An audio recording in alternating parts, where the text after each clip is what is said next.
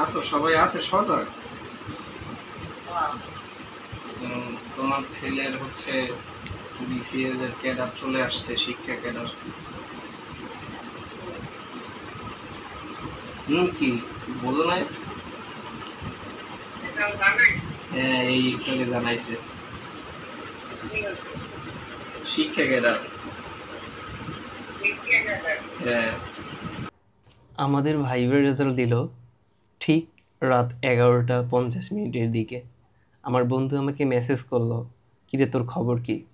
ঠিক সেই মোমেন্টে আমি দ্রুত ওয়েবসাইটে যাই এবং আমার রেজাল্টটা চেক করি। আমার বিষয় ম্যানেজমেন্ট ছিল। আমি দ্রুত ম্যানেজমেন্টকেই আগে দেখি যে আসলে ম্যানেজমেন্টে আমার এসেছে কি না, এবং ৬-৭ জনের পরেই আমার রোল নাম্বারটা আমি দেখি।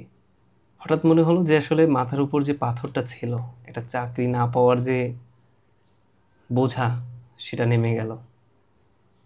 কান্না আসেনি, কিন্তু বুকটা ভারীও ছিল। আমার ওয়াইফ শ্বশুরবাড়িতে ছিলেন। আমার রেজাল্টের কথা শুনে ওই দিন চলে আসে। আসলে আমি তার একদিন আগেই নিবন্ধনের রেজাল্টটা পাই। নিবন্ধনে আমার লাইফের সবচেয়ে ভালো পরীক্ষা বলতে পারেন, সেটা আমি নিবন্ধনে দিয়েছিলাম।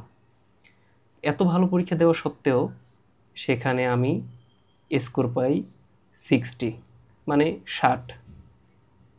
ওই দিন এত খারাপ লেগেছে যে আসলে ভালো পরীক্ষা দিয়েও, ভালো ভাইবে দিয়েও চাকরি হচ্ছে না।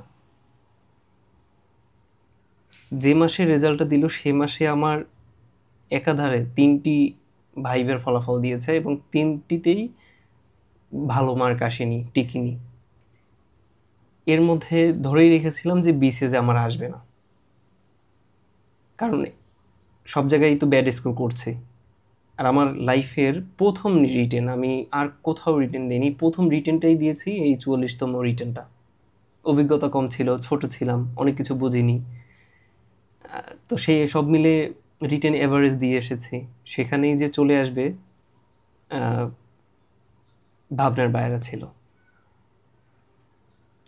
তো ভিডিওতে দেখলেন যে আসলে মাকে আমি জানাই প্রথমে যে মা, আমার চাকরিটা হয়েছে।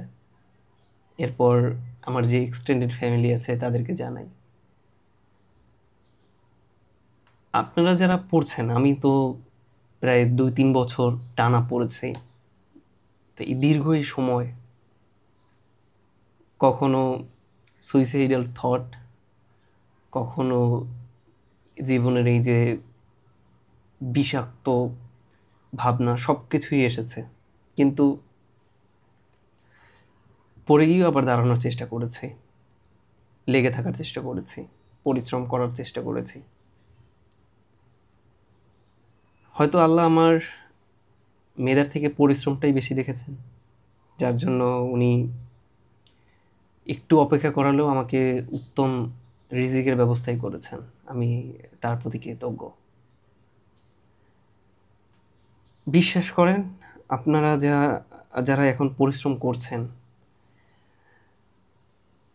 পরিশ্রম করতে করতে একটা সময় পর যখন আপনি এই খবরটা পাবেন যে আপনার চাকরি হয়ে গেছে, আপনার পিছনের যত কষ্ট সব কিন্তু এক নিমিষেই দূর হয়ে যাবে। লাইফ নতুন একটা ডাইমেনশনে চলে যাবে। আপনার কথার দাম তখন বাড়বে।